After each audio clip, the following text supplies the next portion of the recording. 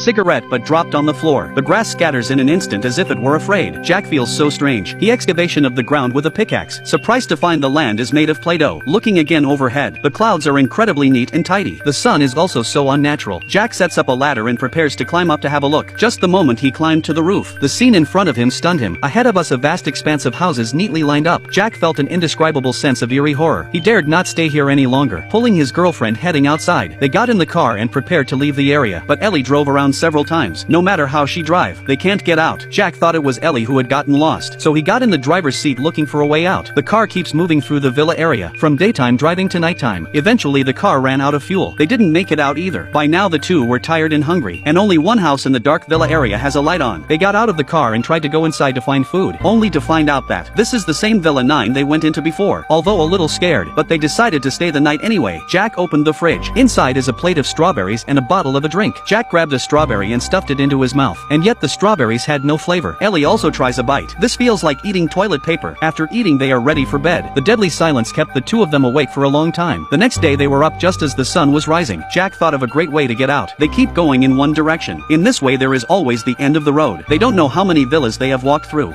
Walk until dark. Jack has no more strength to walk. At that moment Ellie noticed a light in front of they. Jack stood up and hurried to follow. But when they went inside they were dumbfounded. Wasn't this the same place they had stayed last night? Ellie saw a box sitting by the door. Inside are some food and household items. Jack tore off the paper shell and lit the room with a lighter. He wanted to see what would happen if the place burned down. As they watched, they fell asleep. However, by the next day, once again a box appears before them. Ally came forward and opened the box. Surprisingly, inside the box was a baby. The box reads, "You can leave here as soon as you raise your grown child." Ellie slowly picks up the baby. It's a cute baby boy. LT was at this point that Jack noticed the villa. They watched it burn down last night, and now it's as if nothing has happened. Now they have no way to get out. Can only raise the child as required. However, this child is as strange as this place. Grew into a boy in just 5 days. When the boy is hungry, he kept screaming. He won't stop until the food and utensils are ready. When he's got nothing better to do, the boy also would mimic the conversation between the two. Quindi è colpa mia! Anche questo è colpa mia, Tom! Mi dispiace, Gemma, e questo posto mi fa diventare matto! Il cibo che ci danno qui mi fa venire la nausea. The boy mimicked the exact same voice as the two people, though they are afraid. But in order to be free, they had to overcome their fear. Jack threw his cigarette on the ground, only to find that the grass scatters in an instant as if it were afraid.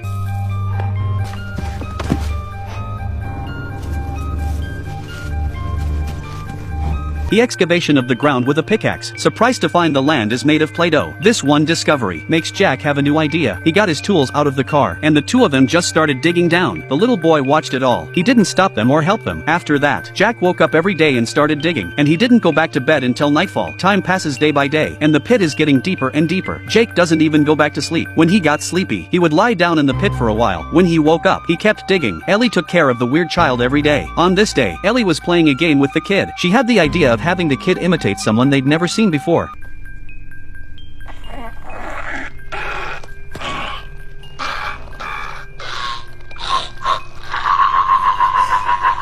It's a sight that scares the shit out of Ellie. 10 more days passed. The boy had grown, and he looks exactly like the salesman who brought them here. Ellie is falling apart, and Jack was still digging day and night. Suddenly, Jack seems to have dug something up. This man digs dirt day and night. Suddenly, Jack seems to have dug something up. He peels back the dirt. There's actually a person inside. Jack was terrified. He climbed out in a hurry, digging day and night. It gave Jack cancer. Ellie tried to get the boy to help, but he refused. Jack died quickly without medical attention. At that moment, the boy came out, with a box in his hand. Ellie ran over and opened the box. Surprisingly, inside was a plastic bag containing the body. Ellie had a breakdown.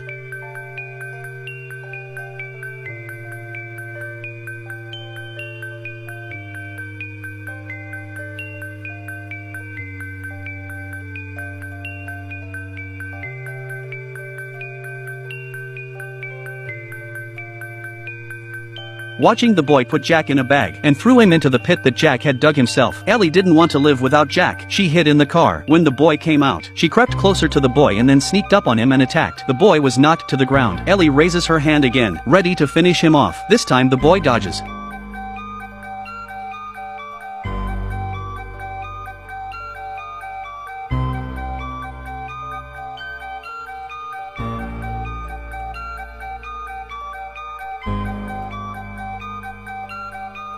Ellie jumped after him, but she slipped and fell and passed out. When she woke up again, she was in Villa 9 again. Ellie stumbled out of the house and fell to the ground. The next day, the boy put her in a bag and threw her in the pit. Then he took a shovel and filled it all back in. And when he was done, the boy drove their car back to the sales office. This moment, the salesman who showed Jack the property had died of old age. The boy put him in a bag and put him in a drawer. Everything was ready. The boy sat down in his seat. At that moment, a couple came to see the house. The boy stood up to entertain them.